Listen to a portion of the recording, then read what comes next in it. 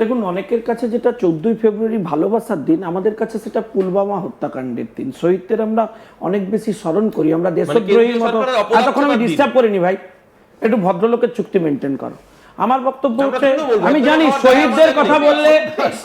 শহীদদের কথা বললে, দেশদ্রোহীদের প্রবলেম হয়, দেশদ্রোহীদের প্রবলেম হয়, আমি জানি। বলুন, আপনি বলে নিন। পুলওয়ামার ঘটনায় আপনারা দেশের বিরুদ্ধে প্রশ্ন তুলেছিলেন, দেশদ্রোহীরা দেশদ্রোহী নয়। তোমার এনজি কি বলেছিল? আমি একটু বলার সুযোগ পাই। আমার বক্তব্য খুব স্পষ্ট। আমার বক্তব্য হচ্ছে, পুলওয়ামার শহীদদের স্মরণ করার দিনে যারা সেই জায়গা ভুলে গিয়ে দেশের বিরুদ্ধে প্রশ্ন তোলেন, তাদের কাছে আপনাদের এই জনসমীক্ষা বা যে কোনো পাবলিক ট্রেন্ড নিয়ে প্রশ্ন উঠবে, এটাই স্বাভাবিক। আমি আপনাদের অনুরোধ করব, একটু কষ্ট করে খুঁজলে দেখবেন যে 2021-এর ট্রেন্ডেও ভারতীয় জনতা পার্টি ক্ষমতায় আসবার জায়গাতে ছিল, কিন্তু সেটা এমনভাবে এরা চুরি ডাকাতি করেছে কাউন্টিংয়ে, যার জন্য আমরা বহু সিট হেরে গেছি। এবং এবারে সেটা করতে পারছে না বলেই এদের মধ্যে ভয় তৈরি হয়েছে। জনসমীক্ষা যে কোনো ফরম্যাটে আপনি নিশ্চয়ই আশা করবেন না যে ডোনাল্ড ট্রাম্পের যারা অনুগামী তারা বাংলার সিতাইয়ে জনসমীক্ষা ইউটিউবে গিয়ে পাঠ হবে।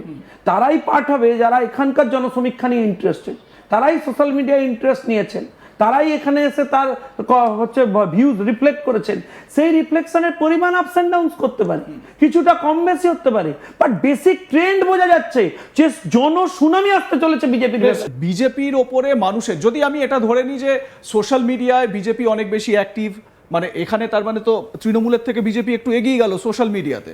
যদি গ্রাউন্ড লেভেলেও আমি ধরে নিই যে বিজেপি আপনাদের মতো নয়, যদিও উত্তরবঙ্গের পরিসংখ্যান কিন্তু অন্য কথা বলছে।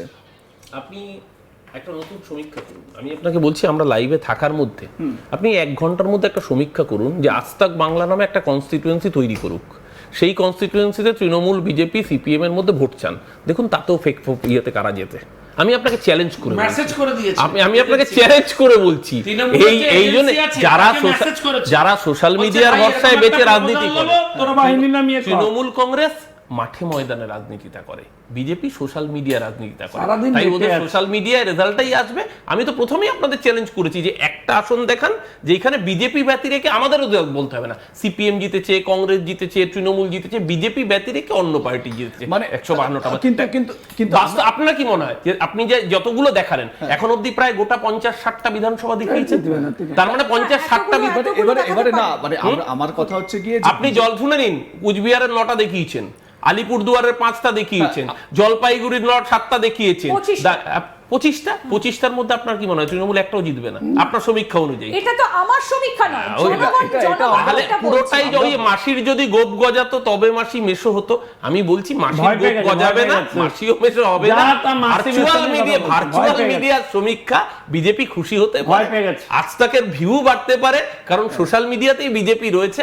আমরা মাঠে ময়দানে থাকি, দিনের শেষে 4ই মে আসল রেজাল্টটা বাংলার মানুষ। এখানে একটা জিনিস তো আপনি স্বীকার করবেন যে উত্তরবঙ্গে বিজেপির সংগঠন সেখানে ভালো হয়েছে, কোন সংগঠনের বিষয় সেখানে মজবুত হয়েছে, কোন সংগঠনের বিষয় হয়নি। কোন সংগঠনের বিষয় হলে তাহলে লোকসভার রেজাল্ট বিজেপি 2021 ধরে রাখতে পারলো না কেন বিধানসভায়? যদি সেটাই হতো তাহলে কুচবিহারের মতো জায়গা, কুচবিহারের মতো দুর্গ কেন সেখানে বিজেপি হাতছাড়া হলো? আজকে বালুরঘাট বিজেপির রাজ্য সভাপতি ছিল, এখন হাফ প্যান্ট মন্ত্রী, সে তো 6000 ভোটে কান ঘেঁষে জিতেছে। তাও যদি সেখানে ডাবল এন্ট্রি না থাকতো তাহলে সেই সিটটাও হারাতো। দেখুন, আমি আপনাকে একটা কথা বলছি, অরূপ যে ফাঁদে ফেলার চেষ্টা করছে তার কারণ হচ্ছে এরা এইসব সোশ্যাল মিডিয়ায় যোদ্ধা তৈরি করেও ব্যর্থ, সোশ্যাল মিডিয়াতেও জায়গা করতে পারছে না, কারণ এত জনস্রোত বিজেপির ফেভারে রয়েছে, এটাকে কোনোভাবেই আটকানো যাচ্ছে না। তো সেটা ওরা রিয়েলাইজ করতে শুরু করেছে। এখন আপ্রাণ আপনাদের সমীক্ষায় খুঁজবার চেষ্টা করছেন যে 294টাতে একটু ক্ষীণ আসার আলো যদি কোনো একটাতে পাওয়া যায়। আমি কেন এই কথাটা বলছি, কারণ আপনি লক্ষ্য করে দেখবেন যে গত কয়েকটা নির্বাচন জুড়ে এরা সিপিএমের থেকেও ভয়ঙ্কর ত্রাসের পরিবেশ তৈরি করেছে বাংলায়। গণতান্ত্রিক নির্বাচনী ব্যবস্থাটা ভেঙে লাটে তুলে দিয়েছে। লোক সাহস করে মোবাইলে এই যে ভোটটা দিচ্ছে সেই ভোটটা যাতে দিতে না পারে তার জন্য বাড়িতে বাড়িতে পাহারা বসিয়েছে। আজকে সেন্ট্রাল ফোর্সকে নামিয়ে বুথ পাহারা দিলে হবে না, গ্রামের ভিতরে বাড়িতে পাহারা দিতে হবে। আমাদের মন্ডল প্রেসিডেন্টদের বাড়িতে সাদা থান দিয়ে আসছে এরা চূড়ান্ত জায়গায় চলে গেছে। এই যে রিফ্লেকশনটা আসছে এটা তো অ্যাকচুয়াল রিফ্লেকশন। ভয়হীনতার রিফ্লেকশন। খুব স্পেসিফিক প্রশ্ন। তবে তার আগে বলবো শঙ্কুদেব পণ্ডাকে এত শান্ত বোধহয় এই যাবৎকালে কোনো স্টুডিওতে দেখা যায়নি, আজকে আমরা সেটা দেখতে পাচ্ছি।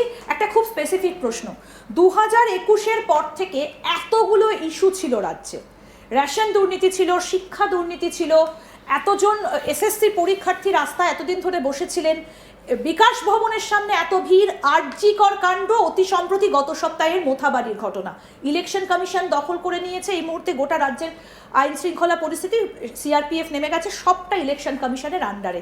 মমতা বন্দ্যোপাধ্যায় বলেছেন যে আমার হাতে কোনো ক্ষমতা নেই, আমাকে একেবারে ক্ষমতাহীন করে দেওয়া হয়েছে।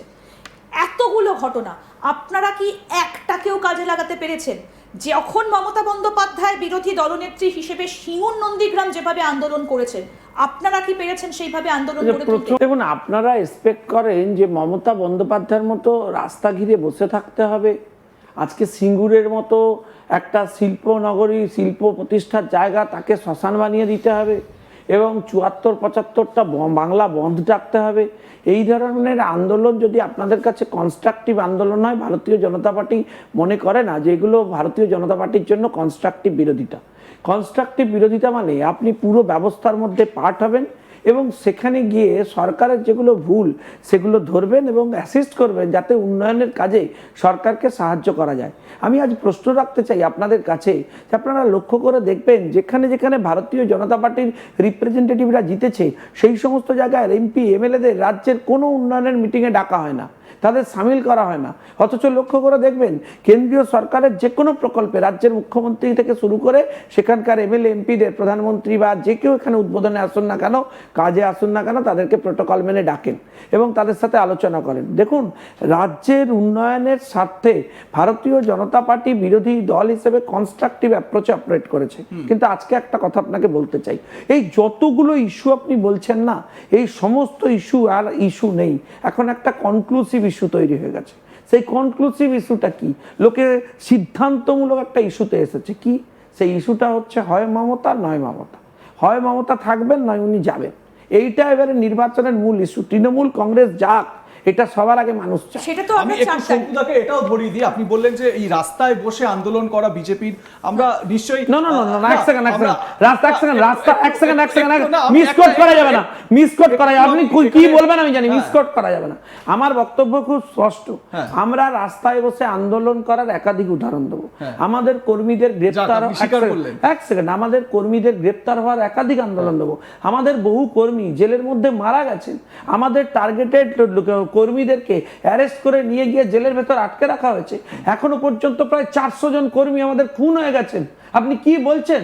আমরা সব থেকে বেশি অত্যাচারিত হয়েছে বাংলার বুকে, কেন্দ্রের শাসক দলের থেকেও এই রাজ্যে সব থেকে বেশি আমরা অত্যাচারিত হয়েছে। এক সেকেন্ড আমি শেষ করে নি। তারপরেও আমরা বলবো আমাদের কাছে রাজ্যের উন্নয়ন হচ্ছে প্রায়োরিটি, তারপরেও আমরা কোঅপারেট করতে চেয়েছি।